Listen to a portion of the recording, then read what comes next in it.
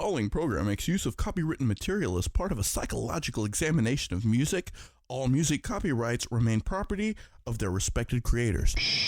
Hey kids, I just want to spread the good word before we go into today's show. Today's show is brought to you by Effin' Classy Tattoo. Effin' Classy is the place to go for quality tattoos, voted time and time again as the best tattoo parlor in Huntsville. And when you think about it, they're the only place you want to go for tattoos in Huntsville. The quality of work that they put into perfecting your tattoo design is well worth the cost, man. And the best thing about these guys, they fix cheap tattoos. I walked in with a juicy tattoo written on my lower back. You know what they did? They turned it into a dragon. A fire-breathing, hell-raising dragon. You could find them at 2804 Lake Road, Suite number 5. Tuesdays through Saturday, 3 to 11 p.m. Call them at 936-435-9300. Visit their website, effinclassy.com, and sign up for special deals and updates. And you know what they say, if you didn't get FCT, you probably got screwed.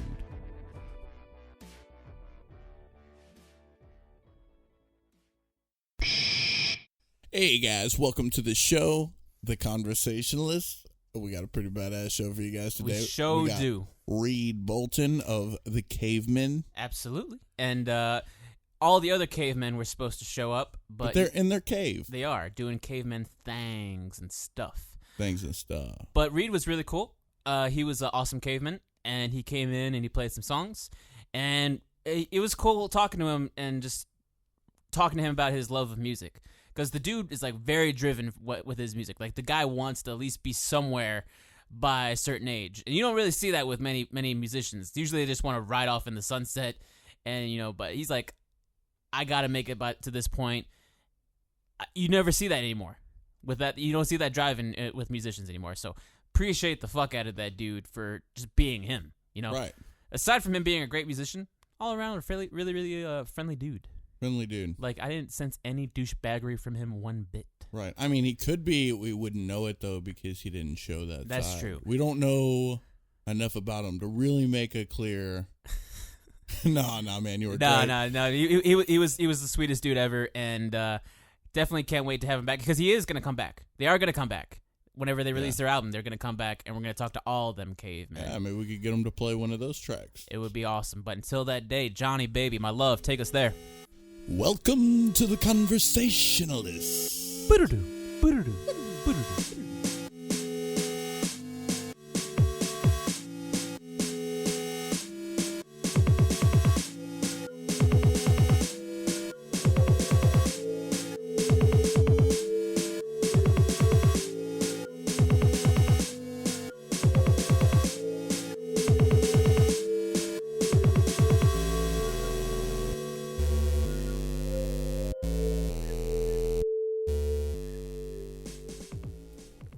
Cool beans? Cool All right, beans. brother man. Thank you for joining us. Thank y'all for having me. We usually start the show with a clinky, and since you got some whiskey in that there cup, Thanks to the host. muscle talk. All right. How rude of me. Ah, goddamn, that hits good. Yeah, dude. Thanks for coming. It's a really ridiculous, beautiful day out today, so it's nice of you to say fuck that noise and stay inside for the rest of the day. There was a point where I went outside today because I was at work and I went to go take something outside, and I felt the cool breeze hit me and the sunshine and everything like that. And immediately I wanted to call John up and I wanted to be like, man, fuck the interview. Let's just go out to the park and let's go play. Right? I'd have been down for that. You could have just let me know. I just bought a kite recently. It's the first kite I've ever bought. It's a good 5-footer Nico, tie-dye. that's racist. Hey, dude. Oh wait, kite. Oh, okay, never mind. But it's a good 5-footer. And I was like, man, fuck the interview. Let's just go to the park and just lay in the sun, fly a kite for a little bit. Like an iguana, just kind of lay out. Exactly. Yeah, I like how iguanas fly kites all the time. Yeah, right. that's the thing that Minus they do. the kites. That's the thing they do. More the sun. But anyways, man, thank you for joining us. So you are a part of the Cavemen. Yes, sir. Okay, Yeah. how long have you been doing that for? Man, we're just getting started. Last Thursday was our second gig as the group we are right now with the members we got. Have you always been the Cavemen, or did you go through other names before you got to the No, Cavemen? man, this is something fairly new, and it was real last minute. Greg is really the only Greg Pickett. Yes. You know, he did something on here, didn't he? Yeah, he was a former guest. He's a good friend. Yeah. Man, I love Greg. He's such a nice dude. Yeah, he's the whole reason we even got a job. Not a job. A gig at Josie's. I beat him over the head with like, hey man, you know, like, me and my drummer Jeffrey Vanu, that's my drummer. I was like, man, we're ready to play. You know, like come get us on stage. And he finally broke down and was like, all right, I got y'all set up. And we opened up for him one night. It was in December, and we didn't have a name at the time. And the story goes is my drummer Jeff, he was just got off work, and he used to work at a fabrication shop off Highway 30. I can't remember the name right now. But he just got off work. He came into our jam room, which we call the Cave. Nice. It's this little side room in his dad's house that he keeps his drum kit in. So we just pile all our crap in and just get loud. Mm-hmm. It all makes sense, yeah, really. Yeah. And well, he was filthy, you know, like he just got done working, and he has a mirror set up that at the time was right in front of his drum kit. And he says he looks up while he was practicing, and all the sweat created like this unibrow from all the dirt. And he's like, I look like a caveman. And he texted me that. And this was like 2 weeks before the show, 3 weeks before the show. And I was like, that's it. That's our name. I was like, that's what we're going to go with. So it's subject to change. We want to change it because it was just so random. And well, sometimes that, I mean, it fits if it's in the moment. You know, I mean, we've been in bands where it was sort of like weird. Like we were in like a hard rock band, and it was pretty brutal, so we called it like Animosity. But like it was more punk rock. Yeah, but if you get to know us after a little while, we're pretty reserved dudes. We're pretty relaxed, so it kind of seemed a bit off, but it's what we felt in the music. So as long as it made sense, it worked. You know. Yeah. I had a band called Before I Awake. And the whole story behind that name was, you know, we kind of had like some very clean delay-ish kind of songs, very very dreamy, kind of you know put you to sleep type stuff. Yeah. But so we wanted, I thought of the name in the sense of like, you know, we want to do something like beautiful, like what, you know, kind of like go back to like the early days when you would listen to music and like you'd be laying on the bed and you have the CD player on your chest, you got the big headphones, and you just get taken away by the music. You know, like that's what's magical about music to me. So we went with something like that, and it felt like it fit. Also, it was kind of like enough syllables that the audience could chant it out, and it would feel all right. You know, like not too long. To where it rolled off the tongue a little bit. Yeah, so it worked out. But you know, as long as it fits, and as long as you guys dig it, and it adds character, I guess, to your music, because you know, listening to you play, you know, it seems like you guys could probably get down a little raw and get into it. So, you know, Cavemen. Yeah, that's as brutal as I get. You know, pretty brutal, man. Yeah, whenever we get into it every now and then, yeah, we get a little dirty. We get a little dirty. Is that the sort of musical influence that you guys had? You know, like the bluesy Stevie Ray Vaughan. Man, we got that's my biggest influence is real heavy blues stuff. You know, Stevie, Buddy Guy, Freddie King. B.B. King. I was about to ask B.B. King. Yeah, I mean, Lightning Hopkins is another one. I wish I could play like Lightning. But, just all those blues guys from way back. I mean, I've just been listening to for a long time, and I'm just in love with the blues, What is it about, like, that style that you can connect with? You know, like, I know, like, some of my favorite bands, like, I don't know if you ever heard of a band called the Deftones. Yes. Their drummer is, like, I became a drummer because of him. Yeah. And listening to him, he just hits so hard, and he has a groove, and like you feel it whenever you listen to it, and that's what drove me to it, because I feel like you're like playing the music that's inside of me, So like, is that do you feel that whenever you listen to blues, man, like when you got into it? It really, it's very raw, emotional, groove-driven music. You said groove a minute ago, and that's really the biggest part of. I feel like any music really is it should always groove. Totally, yeah. And but with the blues and rock and roll, it's a little more raw, Especially a lot of those older blues guys. Like you listen to Buddy Guy, and man, he'll go on a tear sometimes, and you're just like, what is this guy doing? Right. It's like this guy is just getting at it, And Stevie, of course, was the same way. But with Stevie, it was like from the moment he started until he got off stage, right. Or out of the studio, wherever he was doing. Yeah, living room. I've seen some video of live performances by that dude, and it's just insane. Like how, yeah, like, man. first off, you saw him just sweating. Like, and he was wearing that outfit, you know. like a kimono or something. Yeah, you know, with a neckerchief. And yeah. So I think Stevie was definitely a symbol for Texas music. big time for Texas music. But just himself as a player, as a performer, like he had character that really, as far as like blues, southern rock, like I don't think I've really ever seen him before. I mean, a character you can listen to, like Yeah. it's audible. It's you don't even have to look at a live performance to see what he looks like. yeah, totally. yeah. Yeah, you definitely feel it.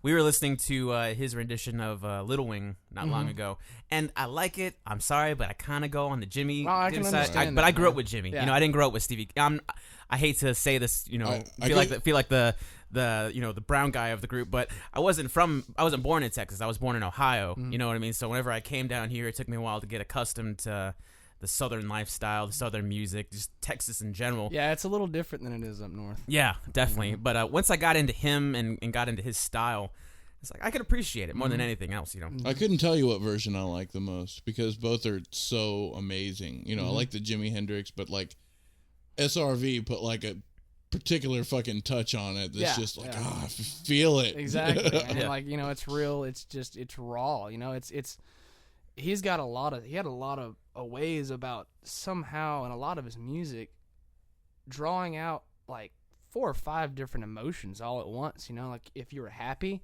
it sounded happy. If you were sad, it was sad. If you were angry, it was really fucking angry. You know. Yeah. You know, absolutely. and you know it's just it's like an amplifier. Yeah, For whatever you're going through. emotion you're going through, Yeah. and you know, and it started with that, you know, listening to Stevie, and then when I started figuring out like, hey, well, you know, Stevie listened to these guys; these are his influences, and I started realizing is, you know, it's all the same. Yeah. You know, Right. even in like I really love like soul and funk music. Like I'm a big James Brown fan. Oh, totally. Right. I was listening to this song.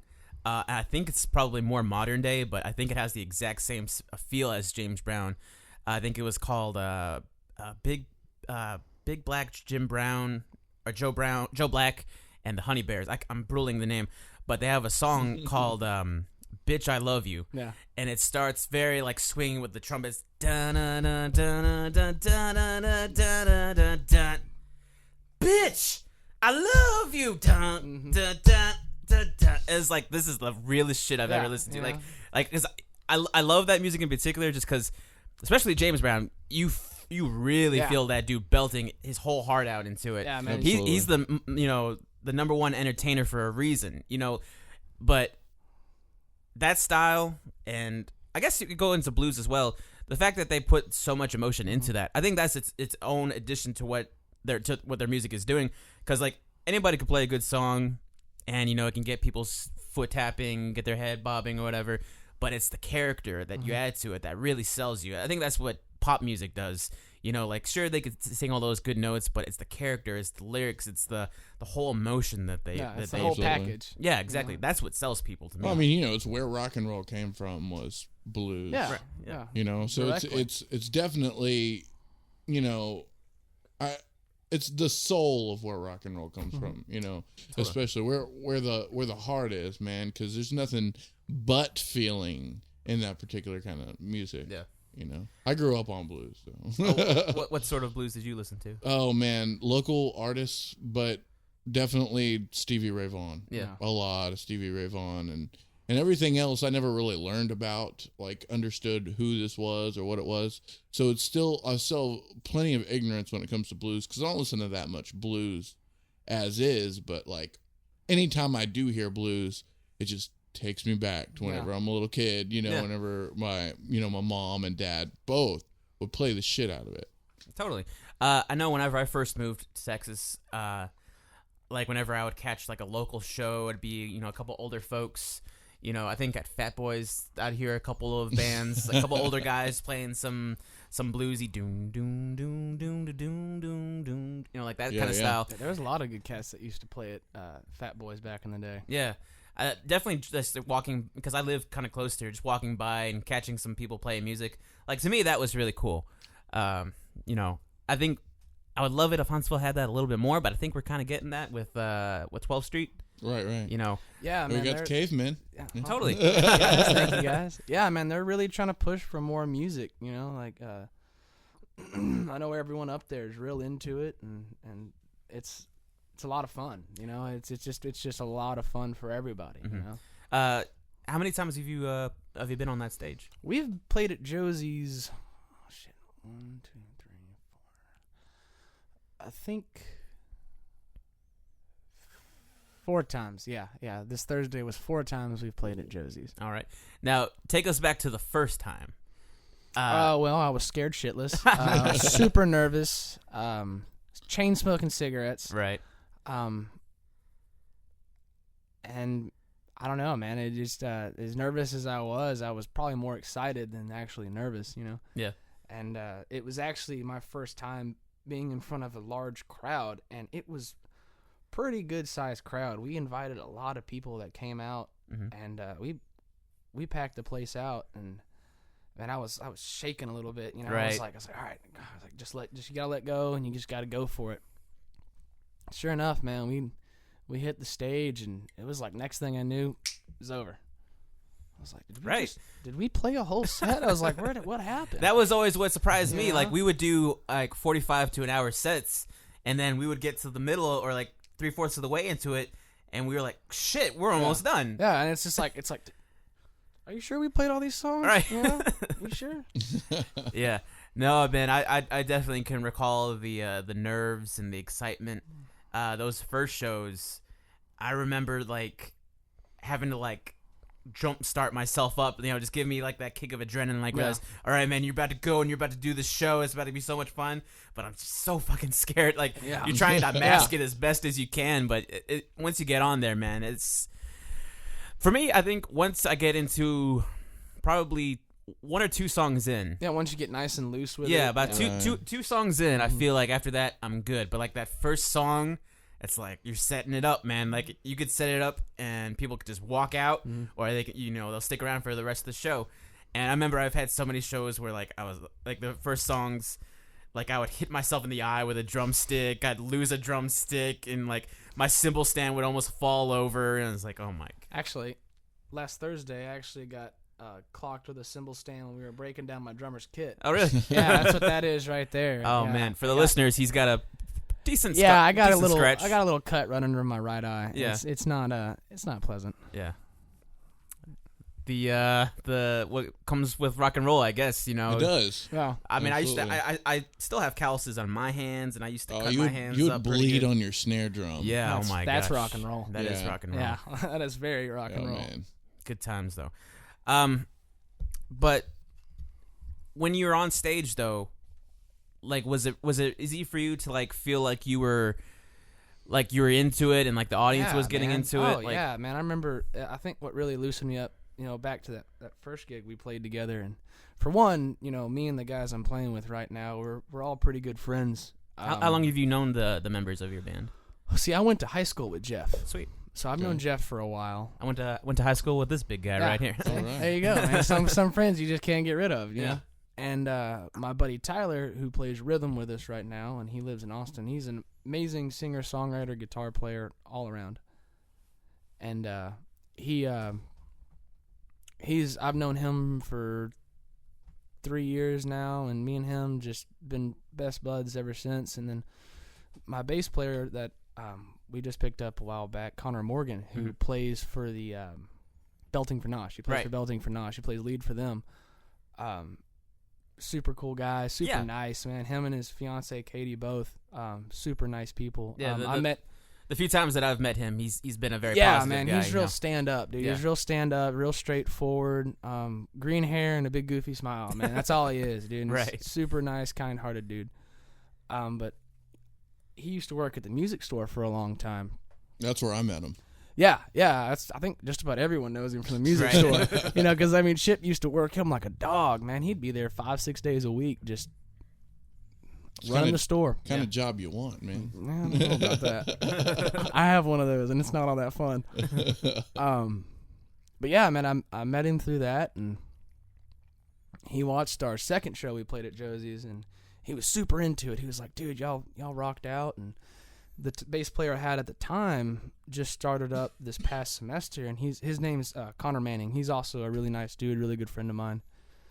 He's taking like 17 hours this semester, so he was like, he was out of it. He was like, man, I'm not gonna put that on you. Yeah. Like your life just about to get real hard. So that's how we picked up Connor and. Just hit it off. So you had a Connor and you traded for right? another Yeah, Connor? we traded Connors. We traded Connor Manning for Connor Morgan. So that probably shouldn't have been too weird whenever you're like, hey, what's up, Connor? It was confusing at first when me and Jeff were talking. Like, yeah, man, let me go ask Connor this. He's like, hold on, which Connor? I was like, green hair Connor. What's funny is back in my we had two Nikos. Yeah, there was another. He was a Nikolai. Yeah. And I'm Nico. But he went by Nico as well, so it was like I'm Nico number 1 and you're Nico number 2. Why am I Nico number 2? Yeah. We had a legit conversation about that. And we just said I was here first. Well, he could be Nico 1 and you could be Nico A. Yeah, yeah. Yeah, no, it's if you can make the other person a second, you kind of want to go for that. I guess. I don't know. I felt it was only Keep the fair because confusion I was down. there first. I started the band. I should be Nico number 1. Yeah. I mean, that's Right. all I'm saying. Right. Yeah. But so you switched out your Connors, and then how many shows has he been on there for? 2. 2. Like I said, this is the group we have now. This is our second show together, the 4 of us. And it's just too much fun, man. Like Yeah. they just even when we're in rehearsal or whatever, man. Like I know Thursday was probably the most fun I've had on stage ever. And that was the St. Patty's Day. Yeah, Okay. yeah. I heard there was a bunch of bands up there. Yeah, and, there was 4. There was Belting for Nosh. Connor got to play 2 shows. Lucky bastard. There's Belting for Nosh. Greg Pickett's. Right. They played. Then we played. Then the Gypsy Davies played. Right. Only caught like the first part of Belting for Nosh, and Yeah. then I had to go home for work. Yeah, Yeah. yeah. Because I saw you before Yeah. everything kicked off. Yeah. It was a fun night, man. It was a lot of fun. We had a really good time. Good. All the bands had a good time. What are your aspirations? Like, where do you want to take the band, or are you happy with this? Have fun as a band. Oh man, it's always gonna be fun, man. Right. Like, I mean, we have me personally. Like this is. I made a decision like 2 years ago. Like I was like, you know what? I've been playing guitar I've been trying to play guitar for a while, and I said, you know what? Screw it. I'm gonna figure this out, and I want to do this. Right. Right. And ever since then, just been busting my ass, and I'm not stopping until I lose a hand or I die. Probably. So you're in it to win it. I'm in it for whatever happens, man. Like Okay. wherever it goes, like it's always gonna be fun. There's not a day I pick up a guitar where it's not fun. I mean, no That's matter true. how bad I'm playing. That's kind of a surreal moment whenever you make a decision like that, because you're pretty much. It's kind of like because you're putting yourself in a spot where it possibly could go, downward, and Right. you may not make it, and that's like sort of like a crazy thing that you have to like set in your mind in the very, very beginning. Like if you don't say to yourself, okay, I'm in it to win it, I'm gonna push it as far as I can. Yeah. But even though there's a possibility that nobody will fall on your face. nobody will like it, I won't make it, and it'll all bite me in the ass 20 years down the way. But in the end, you always say, I'm still there. and then you always say, but fuck it, I'm going to go anyways. Yeah, that's a surreal moment. Like, that's a pretty hardcore decision that you got to make. At first, it was kind of hard, because like I really want, it was something ever since I was a kid. I always wanted to play guitar, always wanted to play music. I thought it was the most amazing thing, because I grew up around a lot of Texas country musicians. Right. I don't know if you've ever heard of Josh Ward, I've heard of Jody Booth, John Slaughter, who's actually used to live in Huntsville. He used to Okay. cut his grass in high school. All right. All super good dudes. I've known them ever since I was, knee high to a grasshopper, and all super nice guys. And I kind of grew up around it, and I was like, I want to do what they do, Right. know? But I never took lessons or anything. I've never taken a lesson. I've jammed with a lot of people, but I never taken a formal lesson. And Yeah. and it was just the hardest thing for a long time. And I just kept beating my head against the wall until one day, like, I just said, screw it. I'm going to give this a shot. And I was like, if I'm 25 and I'm not going anywhere with this, screw it. I'll go back to college and I'll finish my degree.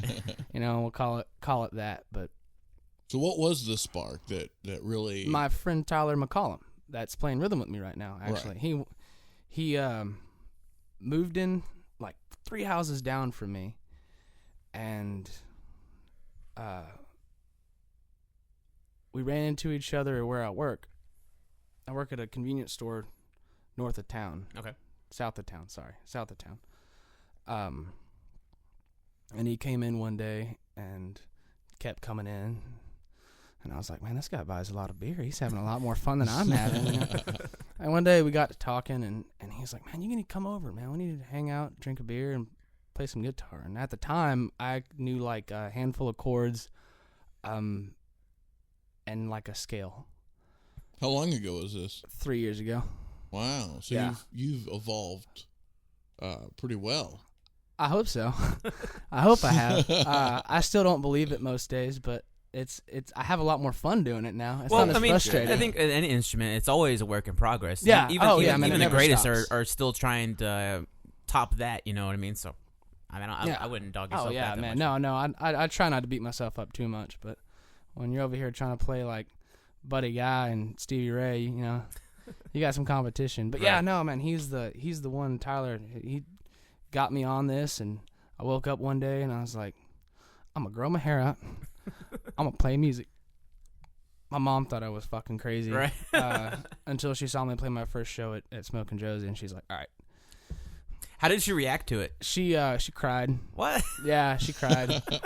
I didn't see it, but she said she did, and so that felt pretty good. It feels pretty good when both of your parents are like, we're backing you up, and are like, you know what, go for this. For sure. Oh my God, I can't Yeah. even speak volumes on how, like, having that positivity. Like, Yeah, I know yeah. my mom for a fact definitely supports everything that I do musically. My dad, I know he does, but I have like a whole like tree of family that doesn't even know I do Yeah. it, Right. and some of that bites me sometimes because like I just want you to know that I'm Yeah. doing something. I'm trying, guys. I'm trying. You know, My dad still tries to hook me up with musicians he knows. right? So that's awesome that you have that support. Yeah, man, it helps a lot. You know, it does. Like, and it's not just my mom and my dad. You know, I have aunts and uncles and cousins who real supportive. Does anybody friends. in your family play music as well, or? On my dad's side, my grandmother's side, on my dad's side of the family, a lot of that side of the family plays music, Mhm. but no one on my mom's side, and not really anyone in the immediate family. Mhm. I'm kind of the only one. My sister plays for the band in high school. I lied. Right, okay. She's a trumpet player. She's a badass. But yeah, I mean, I'm kind of the only one who's kind of going for something like this, you know? Yeah. Yeah, that's kind of the same way with my family. Like, nobody really has any musical ability. And my dad, he said whenever he was in school, he played the trumpet for the marching band. But other than that, nobody else. So whenever I decided to do it, my dad, you know, he tried to tell me, like, oh, you got that from me. You got your musical influence. But it's like, the truth of it is like, it all came from, like, for me at least, it came from hearing music and listening to music and taking it all in at once and deciding, man, I want to do that. I want to be the guy behind the drum set. And, like, exactly. I want to be the rock god. Exactly. You know, it's funny how it all starts off as, like, this huge picture in your mind where you want to be this, you know, this glorious rock star on stage, and you want to, you know, you want the fame, you want the money, you want the women, and you want all these glorious things that come along with it. But when you think about it after a while, like, it all comes down to you want to express yourself, you want to be creative, you want to impact somebody else's lives, you want to entertain. Like, it's crazy how, like, the big picture comes down to, like, a smaller of just, like, you just want to connect. Yeah, and that's really all music is, you know. Like I said earlier, you know, it's what I want to do with my music for the future is, you know, it's if it's ever not fun, if I'm ever not having fun, I'm gonna put it down right there. Yeah. You know, Right. But I guess the big end goal is to reach out to people, you know. Yeah. And I think that's one of the beauties of the blues and rock and roll, any music really, but, you know, especially with the blues, because you have like 3 different stories pretty much for just any blues song, and country music's a lot of the same way. You have a story that's worse than yours, so you're like, well, at least I'm better off than this guy. You have a story that's better than yours that gives you a glimmer of hope, like, well, maybe this is what it'll be. Or you have the beauty of a story that's the exact same as yours, and you're like, this guy fucking gets it. I'm not alone, you know? That's the most amazing thing I've ever heard because I never once took it into that. At least with country or like Right. blues music. Like that's awesome. Like, I mean, I always knew like every time I've ever heard a sad song, I've always thought, God damn, this guy's got it rough, man. Thank God I'm not that guy. Yeah. You know? But Usually in country, right? definitely More country. so in country. That woman done me wrong. I'm gonna show her some of my mind and That's blues. yeah. That's a bit of both, man. You know, country's the white man's blues, they say. You know, even though the whole color thing's it's not really a thing, but you know. Yeah, definitely. I mean, it surprises me how many times I hear a song and I hear a guy just like belting it out, and then you figure out it was like John Mayer the whole time. You know, it was like some like dorky white looking guy. You know, I just blinked. A prime example is what's his name? He plays a Telecaster. He's Eric Clapton? no. No, he plays a Plays a Strat. yeah. Strat, of course. That's a badass poster. It's actually a puzzle my girlfriend Is it really? put Yeah. together. That's even cooler. Okay, total tangent. Just tell me how you feel about this idea. Okay, so you got a puzzle. Okay, do you like doing puzzles? I've done a couple puzzles in Okay. the day. Okay, but say somebody gets you a puzzle for like a present, 1,000-piecer, you know, and you're like, damn, man, I'm just never going to get the time to do this. What if there was like a company where you're like, yo, do this puzzle for me, you know, glue it together and put it on a board so I can put it on my wall and I'll take the glory for it. And I'll say I did it. I'll say I did it, but I'll pay you like $20 or $40 to do it. Does that seem legit? I mean, I'd put that puzzle together for $20 or $40. I mean, I think I've been would. thinking about it because I was looking at some puzzles and I was talking with my brother about it. I was like, I think I could pull off a legit business putting puzzles together for people who don't want to do puzzles. Because America's just getting lazier and lazier, so eventually they're not going to want to do puzzles anymore. Well, I don't know about getting lazier. You know, I work at like I said, I work at a convenience store. People don't have the time for stuff nowadays, I guess. man. Okay. True. Like everything's so fast paced nowadays. Like people don't have the time. Like I To see do puzzles. Yeah. or anything. You know, like I see people who are so miserable with their life. And this is another reason I started playing music. I was like, this guy has his 9 to 5 every day. He is miserable every day he wakes up. He hates having to talk to me in this convenience store to get his snacks and his gas. And he's going to hate going home to whatever he has there. Yeah. You know, I'm sure he has, you know, I mean, a glimmer of hope here or there, but it's like, I don't know if that's necessarily living, you know? Totally. It's not. Yeah, I don't know if it is. Yeah. Well, food for thought, I guess, in the future. Who knows? Yeah. Maybe Wow. my puzzle business will go somewhere. I don't know. Anyways, Be a lot of kick-ass puzzles. right? Yeah. And he's got a girlfriend who loves doing puzzles, so I could just slave That's your her first out. employee right there. Exactly. Yeah. You know, it could get bigger. We can get some like Indian kids in there doing cheap labor. Oh, yeah, sell that across the Right? ocean. I think Absolutely. this is legit. I'm gonna try it. Anyways, I'll make the business cards. So you've mostly been doing shows at 12th Street. Have you been looking to expand or do any other shows? Yes, Okay. yes, we want to get out and we want to play anywhere that gives us a stage right now. You know, like I'm here to play. I want to play. I don't want to stop playing. Yeah. I wish I had a show tonight. How much time is your set? Maximum. Oh, we could draw about a 2 hours, like a solid 2 hours Wow. out if we had to. Right. We headlined once at Josie's, but we have about 2 hours worth of material that we're confident enough to just bust out. You know, Is that originals and covers or? we're still working on originals. Like I said, this is all like real new to everybody. You know, as far as this group of guys goes, and really songwriting in general is pretty new to me. I'm just now kind of stepping my foot in the water there. Mhm. And it's a lot of fun. Now, how much of the songwriting would you say you do for like your songs? It's Does just to say is like, does it start with a riff or does it start with like a lyric or does it start with like you guys just getting in a room and jamming it out and figuring out like that or? a little bit of all of it, man. Okay. Like one I played earlier, Chauffeur's Blues. That one I wrote the riff in my living room one day when my car was broke down and my drummer had to come get me so we could do rehearsal. Mhm.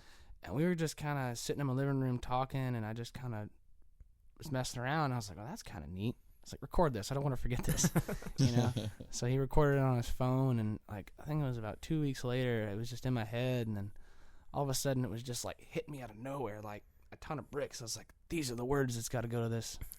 It's like, this is a song. So that's how that one started, and then another one that we play on our set is called Super Cow. Okay. And it's a mixture of me and Jeff. We both kind of co-wrote this.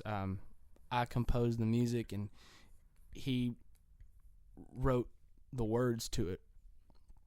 And it was our own little brainchild together that we're both really proud of and we really love. Yeah. It's actually got a really funny story to it. When we record that demo in May, I'm definitely gonna have to give y'all a copy of that. Definitely. Where are you going? What are you doing the recording? Tyler took classes at he's an alumni actually at a recording school in Austin called. Was it Media Tech Institute or? Mm-mm. It's a smaller little school. Something conservatory. Austin something conservatory. It escapes me right now, but I've seen pictures, and it's this awesome little place, man. Mm-hmm. And this cool one dude who just had enough money one day was like, I want to start a recording school. Yeah. And apparently the guy was really good at it, and because of Tyler going there, and he's an alumni, at the end of each semester, I think each student has to do a project and record people in the studio. Yeah. Cool. And present it for, their grade. And because Tyler is an alumni, we can get in for free. So we're super pumped about that. Oh, Yeah. wow. So, and it's going to be well worth, Definitely. well worth it. Well Definitely. worth That it. sounds exciting to me, man. Like, Yeah. we've been in studios, but I think I always wanted to do that. Like, there's a dream school that I always wanted to go to in Florida called Full Sail, and then there's this place in Austin, Media Tech Institute, which I guess would seem more logistical to go somewhere closer than all the way to Florida. But yeah, that's always excited me at the thought of like your final grade, your big test at the end is you get to record somebody else, and put all everything that you learned on on the line. That seems like that'd be like a pretty legit fun, because you'd be like, I know those studios, and I don't know about the one you're talking about in particular, but at least I know in Media Tech Institute, like they got really legit studios there, like multi-million-dollar studios. Yeah. So you go into the studio there, you're getting like almost the real deal experience. Yeah. Top-notch stuff. Yeah. Absolutely. We recorded with Greg Pickett at his studio back when he had one up, and that. Even though Prison City Sound, wasn't it? Prison City Sound, yeah. Yeah. And even though it wasn't as like glamorous as what people usually think like a recording studio was, the experience in itself was just amazing. Just because Greg is a great dude, and just playing and recording music as fun as it is.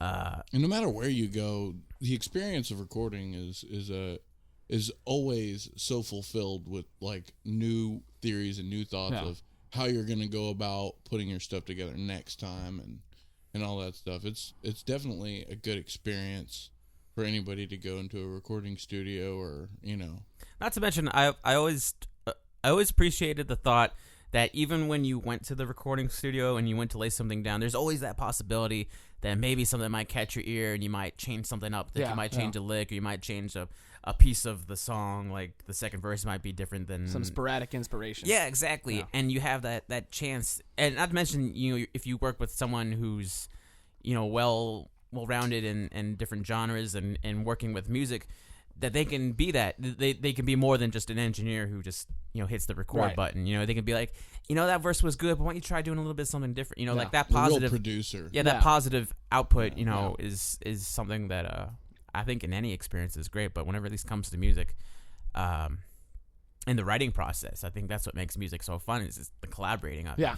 It's fun whenever you can just sit by yourself and you have your guitar and you can just strum it out, and you have like a little 8-track recorder or whatever, and you figure it all out. You figure all the kinks, and you figure where you messed up and what's supposed to go where, and you create that puzzle. You It's put good the puzzle to start together. there. Exactly. Yeah. But I always enjoyed being around somebody who was completely different than me.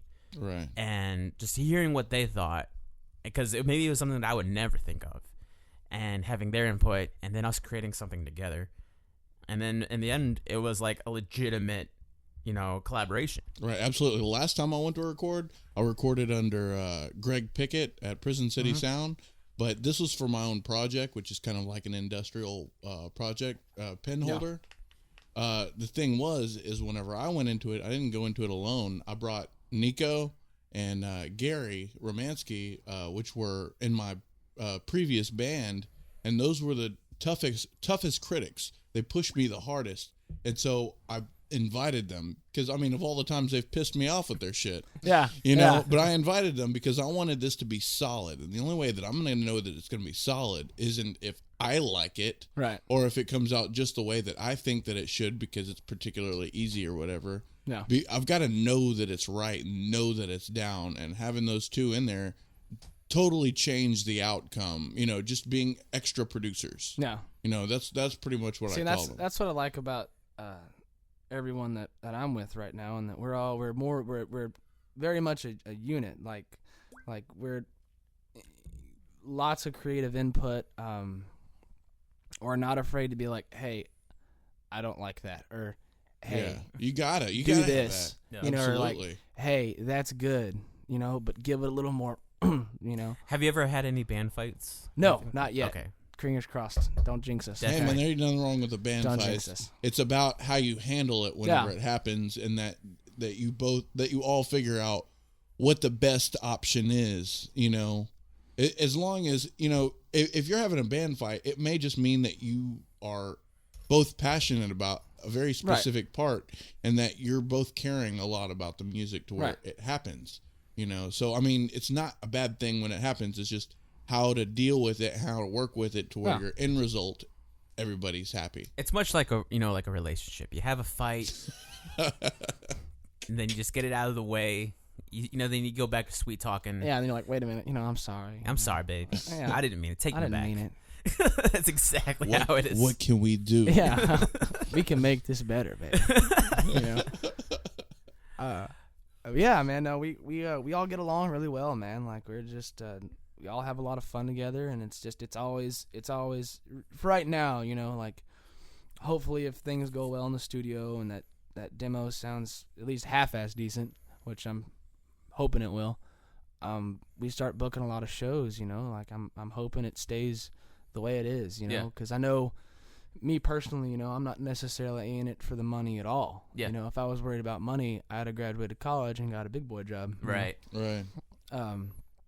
But the money's nice because I'd much rather do that than well, work at a convenience store. But you're gonna need something to live off of if you decide to do the whole touring thing. You're going to want to be able to make money off of your music. And sometimes people go and get a label, and sometimes, people work it even better if they can manage their own shit.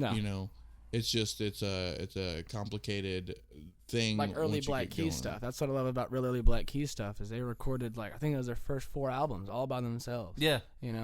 Totally. I literally think their first 2 they recorded was in Dan's basement. Yeah, I can believe that.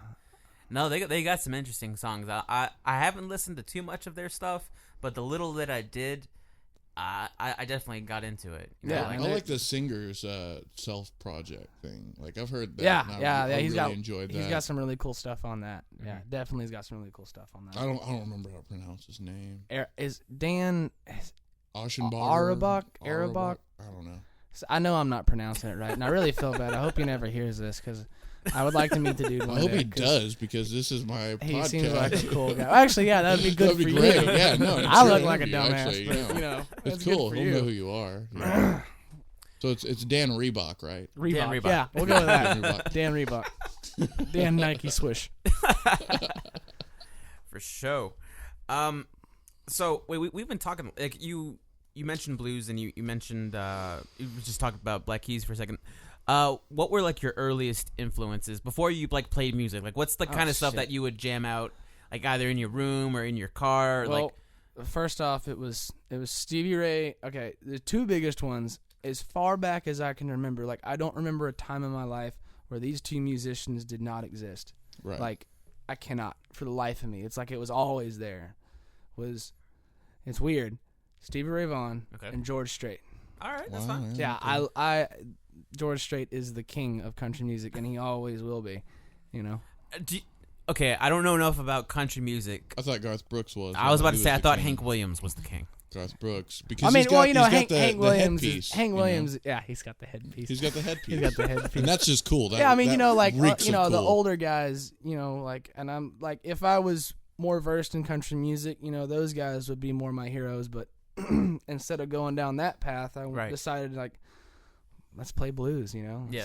So instead of Merle Haggard and Waylon Jennings and yeah, which I do love them all. Definitely. I love them all. It's all amazing music. But instead of that, my heroes were Buddy Guy, Albert Collins, Freddie Right. King, big time Albert Collins and Buddy Guy. As far as older blues guys that just could cut it up. I think what I know I appreciated about that style was the fact that, like, the older style, like what you're saying, Waylon Jennings and Merle Haggard, it just definitely felt like they were just telling a story. Yeah, like, yeah, that's a lot what it was. Expect that whole outlaw country movement, man. It was a lot of storytelling, real folk influenced almost. Townes Van Zandt stuff. It's cool how musicians can do that. Like, they can create pictures in your mind whenever you, like, with their lyrics, and they talk about a certain person who's doing this and who did that, and it had this result, and now they're doing this. It's like literally like an audio book, or somebody reading a story time. Robert O'Keen's really good at that. I don't know if you've ever listened to any Robert O'Keen. He's one kick-ass storyteller, man. Like, he is just an old school folk Texas country guy, man. And he's you want to talk about a story, you know? He will lay it out on you. That's awesome. And it's a beautiful art form that I wish I could do. Yeah. But I am not that well versed. It seems kind of funny, but, like, it seems like the older folk have, like, they have, like, better stories. Yeah, exactly. Yeah, absolutely. Like if, like, a younger person They've been doing shit. Yeah, exactly. Okay, we look at our phones all the time. Yeah, exactly. I mean, I've got a few songs about Facebook and Instagram. Those are pretty good stories. Uh-huh. No, I don't. But, I mean, seriously, though, back in the day, they had to do shit to exist. Yeah, that's That's, so, yeah. I mean, people writing songs about watching their brother die in front of them is like, this is getting too real for me, man. Yeah. Like, I think even Moby has a song like that. There's other ones, like, speaking of Robert O'Keen again, man, you get some time after this, look up Jesse with the long hair hanging down, and it's a legitimate story. It's like an old Western movie. mm-hmm. And it is breathtaking, the emotion this guy just puts behind a story. It's really cool, man. Really cool stuff. Now, do you feel like any of, like, that style, or, like, we were talking about, like, folksy kind of storytelling kind of music, do you feel like any of that, like, applies to, like, you in your life, like, when, like, maybe you were younger, man. like, Oh yeah, like, whenever I listen to music, I feel like it takes me back to, like, a certain time. Like, whenever I listen to, like, Pink Floyd, for instance, like, it takes me back to, like, listen to it with my dad whenever I was, like, 5 or 6 years old. It takes me back to a moment. I mean, is there any time, like, you listen to music?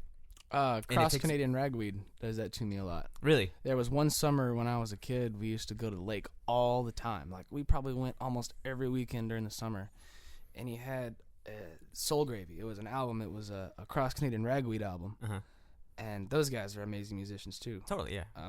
They're the original CCR, yeah, right? The original CCR. But yeah, man, anytime I hear a song off that album, it just, I mean, it's like flashback central, man. Like, it's ridiculous. Like, like, I can almost smell the lake. It's weird. Right? It's weird. There's something about country music that is just kind of known for storytelling. Yeah. The music that I listen to is not usually country. The only story I remember from country is, like, Devil Went Down to Georgia.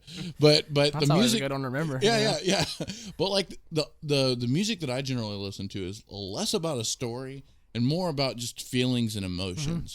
Good or bad, Yeah. It's crazy. It's just kind of, it's weird that, like, these giant groups, these giant genres of music are so different based, a lot of the times, not all the time by far, but based a lot of the times on the sort of writing, versus just the sound, Yeah, being able to relay emotions through something more than vocal communication, Right. That's a beautiful thing. Yeah, absolutely. Yeah, it's crazy how either a lyric or a vocal harmony or like a certain note can do that to you. Yeah. Like, speaking of CCR, it's crazy that you brought that up. Like, I remember it wasn't the first time I heard them, but like one of the more relevant times that I heard them, I was in high school, and I was in history of rock and roll class or something Which like that. CCR are we talking about? Cross Canadian rock. Okay. What's the other one? Credence. Clearwater. That's who I'm talking Yeah, about. you're thinking of Credence. I'm thinking of Yeah. Credence. God damn it, I'm sorry. That's cool. I fucked It's up fine. the story. That's Wow. actually the original. We can edit that CCR. out, right? I guess. Can we edit that out? Okay, for the sake of it, I'm going to finish the story anyways, because fuck it. So we're listening to Credence, and it was the What's Going On song. Not the What's Going Down, the Stop Children, what's that sound? No, that's It's not Credence. No, Who's that's, that? It's like the same. Isn't that Credence? Who's that? No. Buffalo Springfield. Buffalo Springfield. Yeah. I Man, think I I'm am pretty sure. fucking Buffalo this all Springfield. up. No, it's all good because that's a good song. Yeah. And thanks for bringing that up, man. Damn, now I'm embarrassed. You're bringing it. You're bringing the good stuff to the podcast, man. It's all Sorry good. about Did you ever get down to any Buffalo Springfield by any chance? Yeah, man. Okay, Yeah, so anyway, wow. so That one now that you said that, I can finish the story. I got that one. I Now got that that- one song. Got that one. Since he said that, I'll finish the story. So I'm in history of rock and roll class, and they play that song because we're going through like the 60s and 70s, like during like Vietnam protest songs. In the Stop Children, what's that sound? And it starts off with that bing, bing. Oh yeah, hitting the harmonics. Yeah. Yeah, it's It's a guitar harmonic. Yeah. it's super simple, man. It's Yeah. just it's like on the fuck. I used to know it. It's Yeah. something like that. So, yeah, it's but just anyways, harmonics. I heard that while in class, and I remember just feeling like, God damn, man. Like, I just leaned back. Everybody was just sort of like, why are we listening to this music? But I was just like I leaned Because back. of the war, man. Yeah, Because of the man. war. I just leaned back. I just put my hands behind my head, and I was like, damn. yeah. And then I heard that song the other day. I was at some restaurant, and it was like some outside bar kind of area. And then they played that song, and I was like, damn, man, this is the good stuff right here. That Buffalo. It is the good stuff, man. I enjoy it. But Like, that reminds me of that Jimi Hendrix song. which one? All Along the Watchtower. That's Yeah. a good one, yeah. Yeah, it's that same feel. I think it's the Forrest Gump soundtrack that this is taking me to. I think that's where we're going. You got a point because they got Freebirds on there. Yeah. That's That's such a actually good a really soundtrack. good soundtrack. Oh man, and a great movie. What Let's- Doors? They have a couple Doors songs on there too, don't they? Probably If at I least remember one. right. Yeah. I don't know. It would make sense if they did, because it took place during the 60s. Fortunate and Son. That's a Credence song. Yeah. That's, Yeah. Fortunate Son. that's about war protest stuff. Yeah. Some folks are born made to wave the flag. Ooh, the red, white, and blue. No, it ain't me. That's pretty close to it, man. That was it. That was it. Actually, what the listeners don't realize is we just played a clip of the CD and Of Fortunate Son. Right. Yeah. Insert. Definitely. So yeah, like that, going like listening to music and then being able to take you back to that place. I mean, I feel like that's the magic of music. Like that's always been the most beautiful thing about music. Absolutely. You were saying CCR, but like other than that, what else? What other influence would you say like you had? Like, did you have any influence that may have been out of like did you ever like catch a song that like you were like a I hate to say this, but you ever hear like a pop song that has made you sort of like Hanson. groove a little bit? No, or no, I'm not. No I'm not big into Hanson? Hanson. I'm not big into Hanson. But I don't know, man. I guess what I'm trying to say is what guilty pleasures do you have that you're Guilty okay pleasures, that you're yeah. okay admitting to?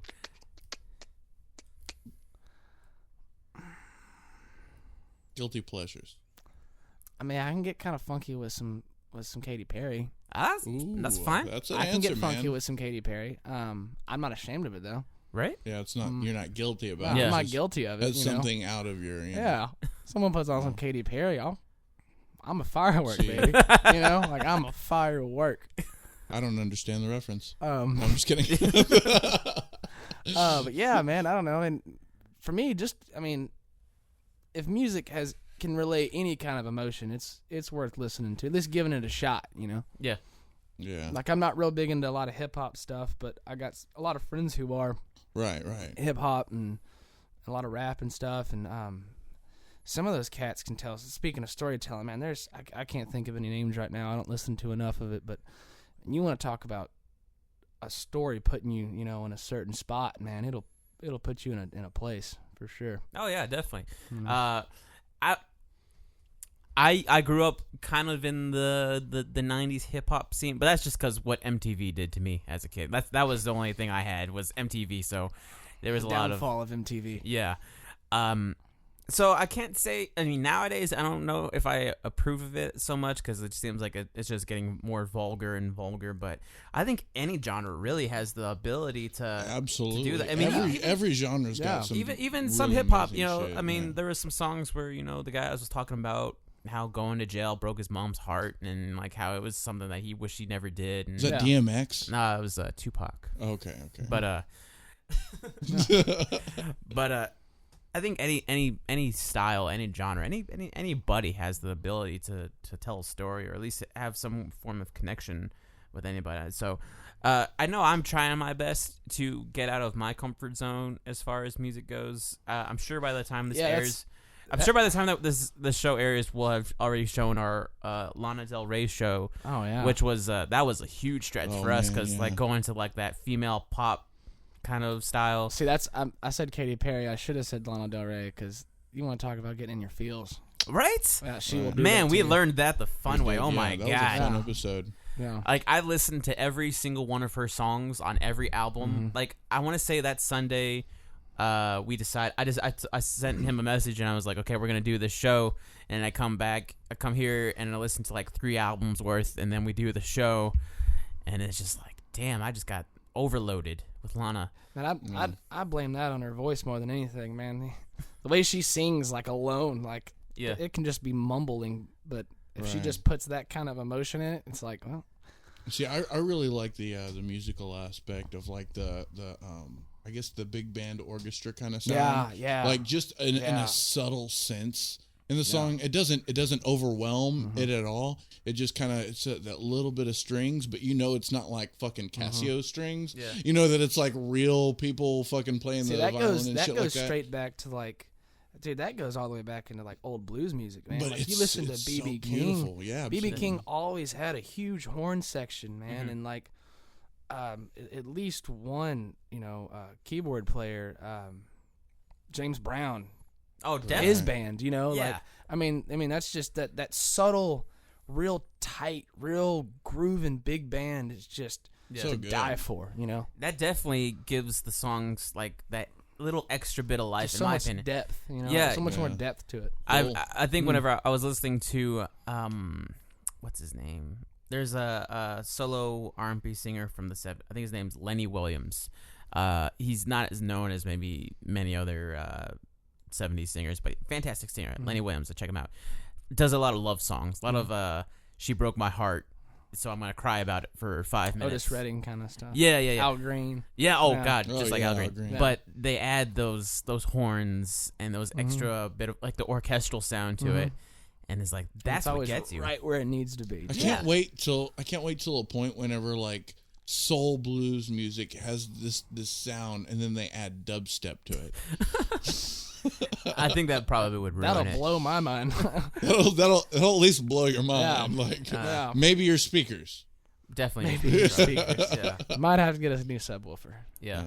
Whoa. Bitch, I love you. Whoop. Yeah. I feel like I'm that. down with that. I wouldn't be surprised if that happened in the upcoming years. To be honest with you. We're gonna run out of shit. We're gonna run out of different kinds of music and how to do it. It's gonna happen. Ah, man. I mean, it's all recycled stuff, man. It's not. It is. It doesn't change a whole lot. But there's gonna be more combinations because like the whole dubstep movement does have a lot of great stuff. Yeah, no, like it it's does. so beautiful Yeah. in some aspects, but It also has there's the a lot opposite. of yeah, there's a lot of shit. A lot of shit. Yeah. and with every kind of music, Yeah. every kind of metal Any has genre, shit. You yeah. know, country has shit. Some of it's just like go back, redo that. Absolutely. Yeah. Yeah, but it's. I mean, there's always a fan base to whatever. Oh, if it's going. You And know, then there's so- a reason the whole back road anthems got a lot of airtime on the radio for country music. All Right. what do they call it now? Bro country, I think that's what it's called. Is Bro that what country? it's called? I think Is that's that what what it's people called? call it. Yeah, I'm not sure. I'm not real big into it, but I know a lot of people are. It's so. the first time I've ever heard of it. Yeah. So I'm kind of depending on you to give some sort of an explanation of this name.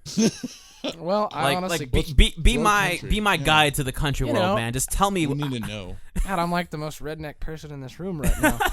I don't know, man. You know the guys you see walking around with their I don't know, man. They're just country. dudes who listen to back road anthems and Just a couple Like, of dudes. drink a lot of Copperhead Coors Light, Road? you know. Like Copperhead Road? I mean, you know, like worse stuff, like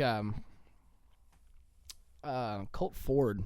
I don't know. You don't want to know. I'm ignorant to I this shouldn't say world. that on. I shouldn't say that on a live feed. Actually, It's I'm all gonna right, get man. sued for that. Nobody's gonna hurt you. Don't Right. worry about it. We don't really have listeners. So All right, cool. Cool. So we're just talking to ourselves. pretty much. Well, it just got real loose. It just got real loose. That's what she said. Ew. Terrible. Yeah, no, she didn't say that. No, Drink to that. If my baby hears me, I was kidding. So we kind of talked about like what it is that you want to do. Do you like, is it whenever you start a project or you start doing something, do you feel like you kind of have to like jump ahead a little bit into the future to where like it's sort of like almost like a 5-year plan or like a 5-year goal, like by this time, you know, like you said, by 25 you want to at least have done something. It's like just kind of a, I guess, yeah, like kind of like goals, Yeah. you know, just ideas, like just trying to push myself more than anything. you know? Are you like a hard critic on yourself? Hell yeah. Yeah. My friends tell me to calm down sometimes. Like Right. my bandmates, I'm always just like, God, I hate listening to recordings of myself because I'm just like, I just pick it apart, Right. man. Oh, I just- And I'm you the should same be your way. hardest. I critic. cut it I'm the same down way, yeah. to like the worst it possibly could be. But, Yeah. you know, and I also have to, you know, I've learned to give myself credit when it is due on certain things. I and mean, it's- you definitely have to. I know there's been so many times where, like, I would be, you know, me and my band, we'd be working on a song, and I'd be looking over my guitarist, and he'd just be, like, grooving to it and having a great time, and I'd see my singer, he'd be having a good time listening to it, and I'd just sort of be over there with my hand on my chin, just sort of like, I don't know, I could have fucking done that a little bit better, I should have done this instead, but everybody's so into it, See, I feel I'm like that, like afterwards, you know, Yeah. like afterwards, like in the moment, I'm all over it, man. Like, Yeah. let's cut loose, let's get crazy with it. But afterwards, I'm like, well, that could have been better, right. you know, that could have been better. But you know, it's just like I said, man. It's all about having a good time, you know, having Yeah. a good time and helping other people have a good time, you know, entertainment, you know. Yeah. Do you see yourself like truly as like an entertainer, like feel like somebody- it. like I like it. when you get on stage, like do you feel like you're yourself, or do you feel like you kind of like shape shift into like somebody else, or like You know, man, it's that's actually a really good question. You know, I've heard some people answer that exact same question with, you know, they have this different persona that they put on, like a facade that they put on to put on the show, you know. Right. And Character. right.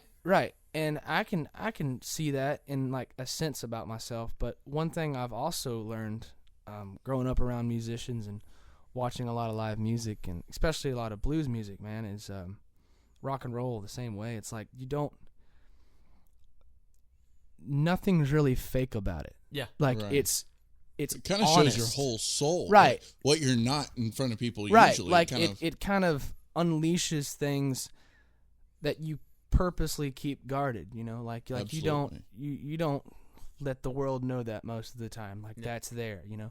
Like that's something that you're able to release, you know, on stage and just really get on it, you know, like just get after it. Yeah. And it's why I never want to stop doing this, because it's one of the best feeling things in the world. You it's know? therapy, Yeah. honestly. Oh, yeah. I mean, it doesn't matter if you're a happy or sad person. I think honestly, like being on stage and playing music is the greatest form of therapy, because you're acting, you're reacting, you're in a moment, and you're releasing creating. things in a very healthy way. Exactly. I know me personally, I've gotten very brutal. Like I used to play a song where in the back of my head I was thinking of someone in particular. And I know I've talked about it on a different show, so I don't want to go into it. But I would be thinking about a specific person in my head, and whenever I would go to hit the cymbals, it would be as if I was trying to punch them. So like I would be like, bam! And I know a few times I didn't hit the stick with the cymbal. I hit my knuckles on there, so like wasn't even much of a sound. It was just like a thud. Yeah. And I just remember thinking, I'm getting too violent with this stuff, man. Like I'm taking it a little too far for just like I could see how it could go that direction. At the end of our shows, his eyes would be all red. Yeah, no, that's true. Absolutely, just lit. Yeah, exactly. He's an animal, dude. Yeah. But like I said, it was very therapeutic, and like a few minutes after, like an hour afterwards, it's like the coolest calm. Better than before. Your head's so clear. Yeah. Life gets tell you one thing, you go play a show in front of like 70 people and then have to go run a gas station the next day, that gas station job just got a fuck ton easier, you know? Oh, yeah. You know, like just day-to-day life. I've seen you live, and I think that you definitely have some sense of character to you. Oh, thank you, man. Like, the first song that you played, you had a cigarette going the whole time while you were playing the song. Like, that's a cool thing. What show was that? I don't know. Was that before we got Connor Morgan? I don't know. I just know you had a cigarette, and you were smoking it, and then you were also playing the guitar. That's to keep the nerves down. That was like a cool thing. Yeah. Like who else does that? Gary did that, I guess. Yeah, a lot of rock stars do that. Or they'll Slash, very Slash like. I like whenever like the top hat. They take a hit of their cigarette and then they put it in like the head. Actually, that's what that's from right there. Is that what it? Because I was going to ask you what that was about. That's from staying up late. He's got like a black stain on the top of his guitar. Staying up late, chain smoking cigarettes, and practicing on your front porch is what that is. Wow. Yeah. That's cool. I'm surprised I haven't seen any guitarists like wear like the beer helmet with like the two Budweisers on the side and the straws going in their mouth, like and just going at it. Yeah, I'm surprised I haven't seen that yet. Well, I might just start that. Not really. I think that'd be no offense, but too white trash in my opinion. The beer helmet in anything is white trash, I guess. Well, I mean, if you're unless you're trying to get drunk. Yeah, well, I mean, only time is it acceptable is if you're at a NASCAR event. That is it. I can do that. Yeah, I can do that. I can make that happen. Could you actually sit through a NASCAR event? I can't even drink a beer. I've actually gone. I've gone to NASCAR. Really? Yeah, I've gone to Fort Worth. I hear that's a lot of fun. Yeah. I wasn't into it. I went. It was a thing. How old were you when you went? From 15 maybe. 15? Maybe earlier than that. Okay, so you were like, kind of like, okay, paint a picture in your head. I wasn't sure who I was. No, paint a picture in your head with me. He had like really, really long hair, reddish hair, almost longer than yours. Maybe same length, maybe a little bit longer than yours. He wore like all black, and he had like the super baggy black pants with chains. Imagine that at a NASCAR. Yeah, it was. You would probably stick out pretty hard. It was fun. Well, everyone there was probably so hammered they didn't really care. Yeah, probably. No, they didn't. I don't know if I could ever sit through that. I mean, because all you're doing is you're just watching a car just go left. Yep. Absolutely. Is that the appeal? Is that the appeal to NASCAR? I don't know what the appeal is. I guess. I don't think anybody knows. Getting hammered. I think that's all it is. It's just an excuse to get hammered. I think that's all it is. Probably. I don't know. I'd never survive in a place like that, I guess. I don't know. Not for me.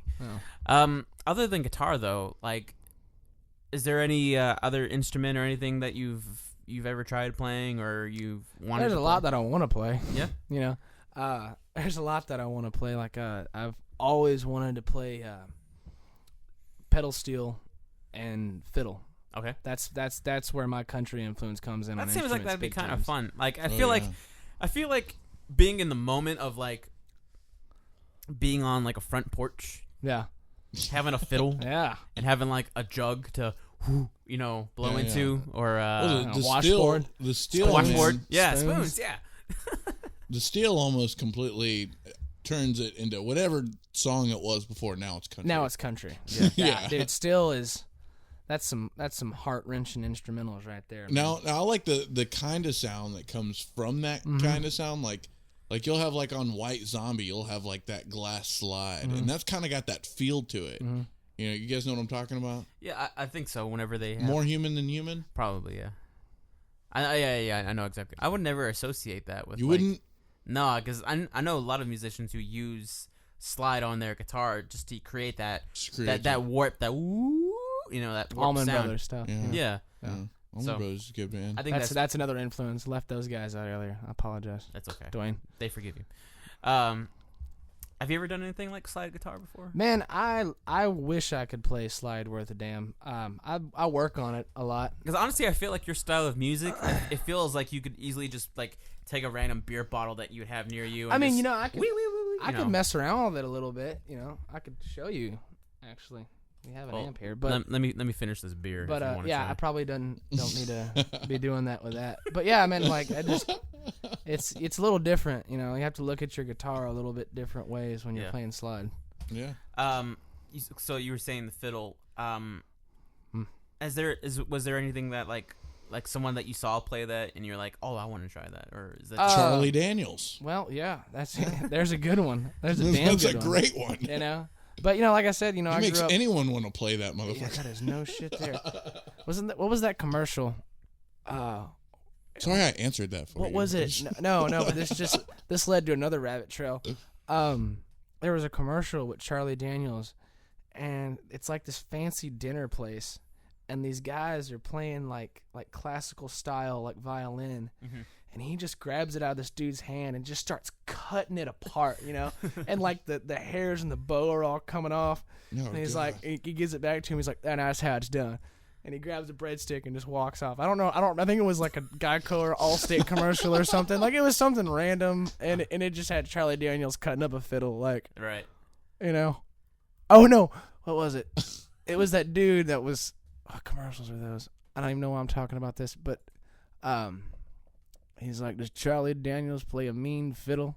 Oh, Start scene. Yeah. Anyways, I remember those commercials. Anyways, I don't remember what it was for, but I remember those commercials. I think if I were to pick an instrument that I never played that I would want to play, I feel like I would want to go somewhere way beyond like what because like saxophone. I play no, but like woodwind instrument probably or like a brass. Like I've always played drums and I've messed around with guitar and bass and dabbed very little at singing, but I feel like if I want to do something, I would want to do like maybe saxophone or maybe What's the one that slides, man? Isn't that the trombone? Trombone. Yeah, trombone. Yeah, that'd be fun. That would be a cool one. I wanted to play It'd be fun to walk behind fat people while they walk. Right. Wah, wah, wah, I would probably get into a ska band if I had one of those. That would be fun. Punk rock. Was that pop punk with horns, basically? Kinda, yeah. I would say that. Yeah. Pop punk with horns. No. Yeah, But it's also very it's also like that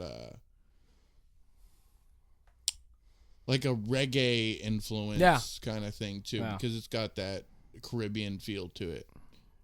No doubt, Mighty Boss Stones. They've got that feel to it. Of course, the Boss Stones play all kinds of shit. Yeah, but they're probably well known for their stuff. For ska, yeah, absolutely. Is there other than blues, like, is there any like music genre that you feel like maybe you would want to try and dive into, or like if you were like say like your band was on a hiatus for a little bit and you're I'd really love to get into more jazzy stuff. Really? For sure, dude. I don't know if you know who Wes Montgomery is. Not familiar. He's an amazing jazz guitar player that does crazy, ridiculous things that I don't even begin to try to understand on the guitar yet, but I'm working towards it. Have you seen Whiplash? I think so. It's about you'd know if you saw Whiplash. It's about a jazz drummer. No, I haven't. Oh, okay, no, it's about this jazz drummer who goes to like one of those prestige music schools where like you're in the band, and he has this instructor that just is pretty much the worst abusive kind of guy, and it really pushes him to like be the best drummer that he can be, but it's like no spoilers. Yeah, no, I'm not gonna spoil this. No spoilers. Yeah, but definitely should check it out. I'm probably not gonna watch it. Oh man, you got to see it. Really? Any musician's really gonna feel that movie. Okay. Absolutely. I think you would. Then shit, I gotta go watch it now. Yeah, it's great. Is it on Netflix? Movie. No, Oh, not shit. yet. That's gonna be I'm hard. sure you probably find. No, I don't think it's on Redbox either. It's not. God damn it, Whiplash, get it together, man. Yeah. Jeez. 21st century, bro. 21st century. Yeah, I feel like I played, like, the first instrument that I ever played was a bass, and I feel like that jazzy feel was sort of what I was trying to drive into. And then anytime I play the drums, I always at least try and do like some of that swing time kind of music, just to try it. You know, it's not anything I don't know if I'd ever get into, but it's paradiddles. Yeah, well, that's just drumming. That's just drumming. You know, I mean, really, man. If I was playing a different genre of music, honestly, anything, really, man. Like, I wish I could chicken pick like any country guitar player, man. That is a style of guitar playing that's Chicken pick. yeah, man. It's shit, dude, I wish I could do it. I'll show you. But it's like I have to know like what this straight means. up country stuff, you know, like you take your pick Yeah. and your fingers, you know, and you like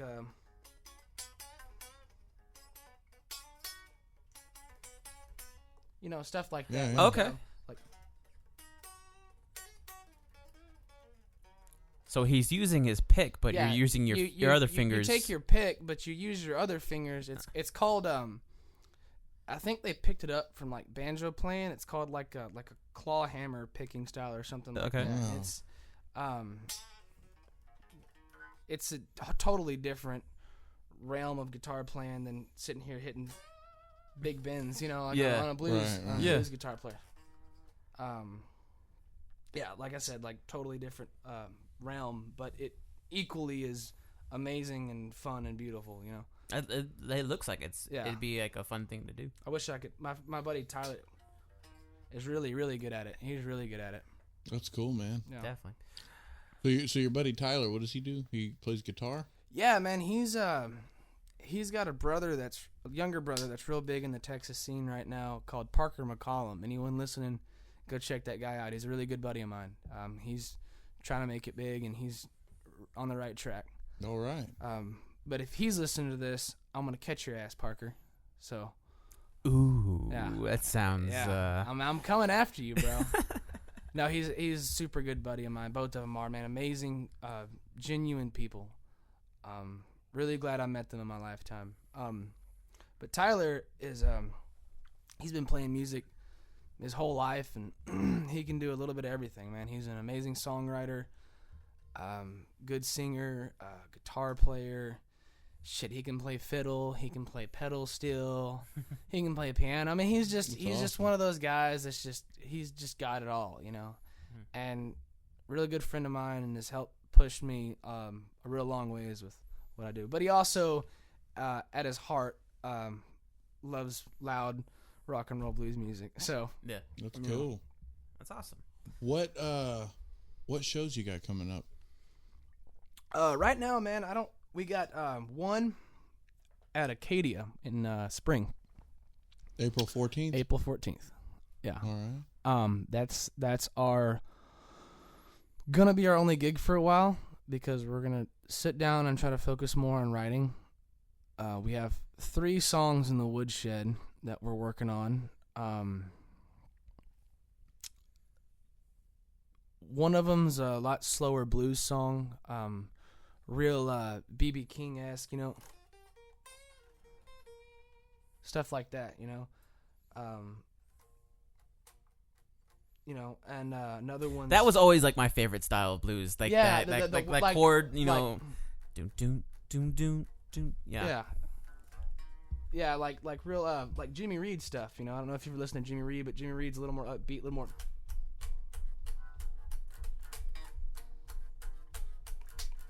you know, like real upbeat like that, Yeah. you know? Right. And then a lot of like the rhythm of Texas Flood is just,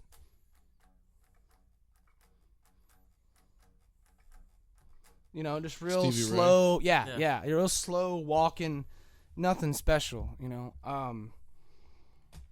And then, you know, we got something that's more it's honestly a little more like southern rock that I'm in the process of writing right now. And it's don't copyright this, whoever's listening.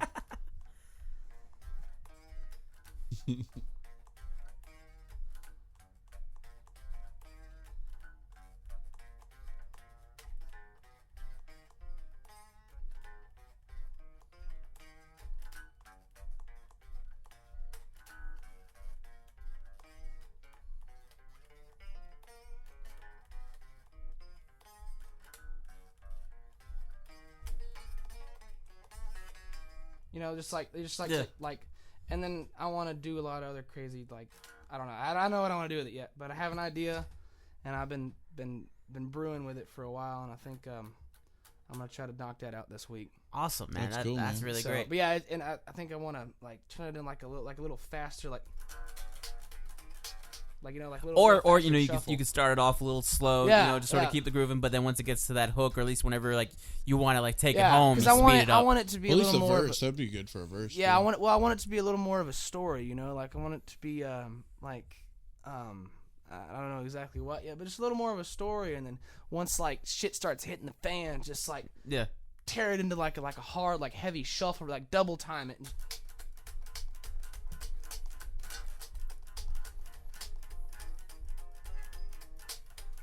You know, just like That's good, man. just pick it up, you know. Yeah.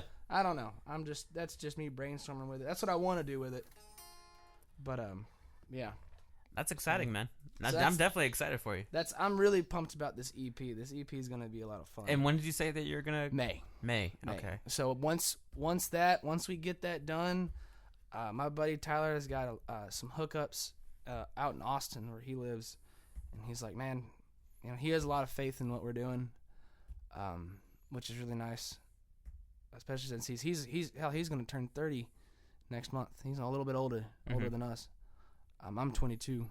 I'm the youngest. I'm the Really? baby. So Yeah. you got 3 more years to hit that goal. Right. So Yeah. I got 3 years to just really bust my ass, so I don't have to go back to college. I didn't say that, Mom. But you know, like he has a lot of faith in this, and I know me and Jeff do, and that's speak of the devil. That's him calling me right now. I have to call him back in a minute. You're damn right. Yeah, I knew I was talking about him. But yeah, man, and he's got a lot of faith in this, and it definitely is a confidence boost for me, and hopefully by the end of this year, man, we can start really getting a lot of gigs and really start trying to take this off and take it real seriously, you know? I definitely think the momentum that you get from recording and like just creating Yeah. something and releasing it, Yeah. I think that's the first step to anything, you know, because like once you have like a product, which is crazy to think about music as like a product and you think really of it as is, a man. business, Yeah. but that's just the realistic way No. you have to think about it. Is like you're trying to sell this, even if you get money out of it, you're trying to sell the listener to listen to it. You know, you're trying to think you could listen to that, but you should listen to this instead. Yeah. You know, and that's sort of like a crazy thing that you have to like go into because you kind of have to become like a whore as far as like Yeah. you know, like spamming everybody as hard as you can with like listen to this, you know, like. But I think once the momentum of that picks up and you start feeling that, you start, you know, word of mouth, Yeah. people wanting to check you out at shows. You know, as your shows get a little bit bigger, you know, you go from 70 people to 75 people. Yeah. You know the difference. Right. You know, like, I haven't seen that guy before. We're going to experience this for the first time together. And it's Yeah, gonna, exactly. That's what I Exactly. love It's about music. It's you a know? group effort. You Yeah. know? If you got a crowd and they're really listening to you, man, it's not just you up there and it's not just them out there. Like, you know, there's a connection there. Totally. You know? That was always the exciting thing for me, like playing a show and like, yeah, there's regulars here, you know, it's a bar, you see these people all the time, but then when you see that one person that you didn't see before, and it's like you're gonna experience this for the first time, and that's like the biggest exciting thing in the world. Yeah. So that's definitely something worth being excited for, man. So, but I think I'm very excited for you. And Yeah, man, I'm thank y'all for letting me come in here and ramble about my dreams of being a musician. Hey, dude, that's Yeah. the greatest thing in the Yeah. world. We're all about rambling, Yeah. dude. Fuck yeah, dude. I wish the rest of the guys could have been here, man. Well, you know what? I was gonna say this, but you know, you're talking about putting your album out. You know, once you get your album out, you know, and you were talking about getting it to us. I say whenever you get something solid, Yeah. and you guys can, you know, we can schedule something, get everybody together, we listen to it, we play it on the air. yeah, man, You know, absolutely. we kick back, you know, have a couple beers. yeah, just Just cut have loose, a you know? good Yeah, time. You know, absolutely, man. That's what I say. But I know they'd be down. I guess that's enough for you. Thank you very much for coming on the Well, show. thank y'all We're for gonna having me, guys. we're gonna lead it into a couple of songs by you. But I guess wrapping it up, Well, I don't think one of them's gonna be by me, one of them's But- gonna be by you. but one of them's gonna be by me. But it's all gonna be played by you. But it's all gonna be played by me. It's all yeah, me. yeah. We'll all figure it out. Yeah. Thanks a lot for being on the show. Thanks, guys. Thank Good you. night. Good luck. Bye and good luck.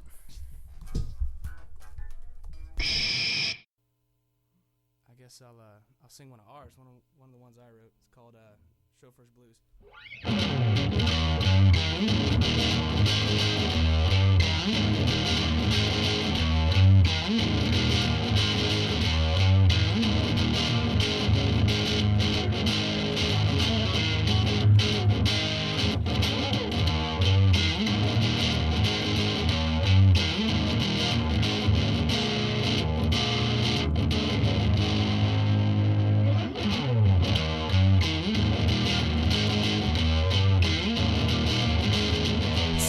Said since she's out on the streets, low, the chauffeur's moving, she gotta make ends meet.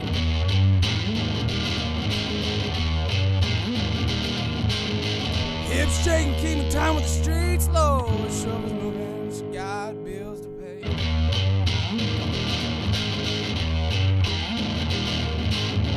Every night she come around to see me. Don't you know she can't afford to stay long?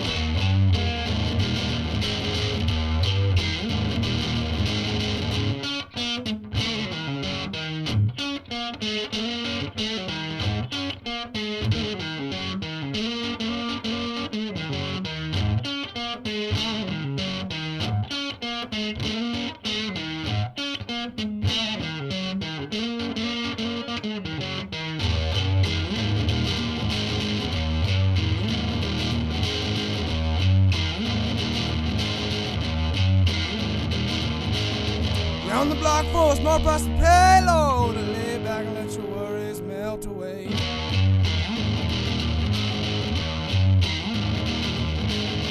Hips shaking, keeping time with the streets low. The chauffeur's moving, she got bills to pay.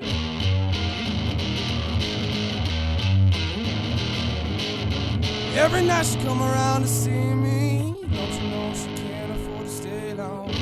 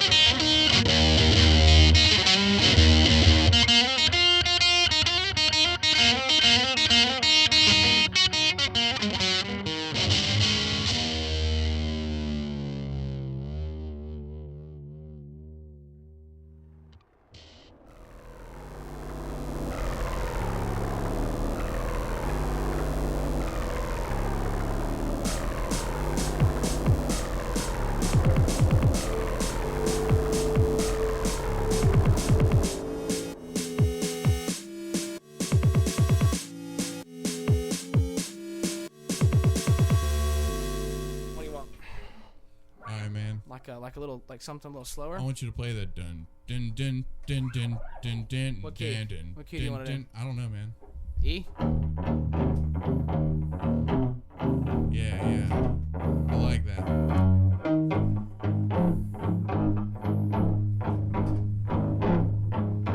Yeah, I'm a lizard now, baby. And I got a reptile dysfunction. I'm a lizard now, baby. And I got a reptile dysfunction.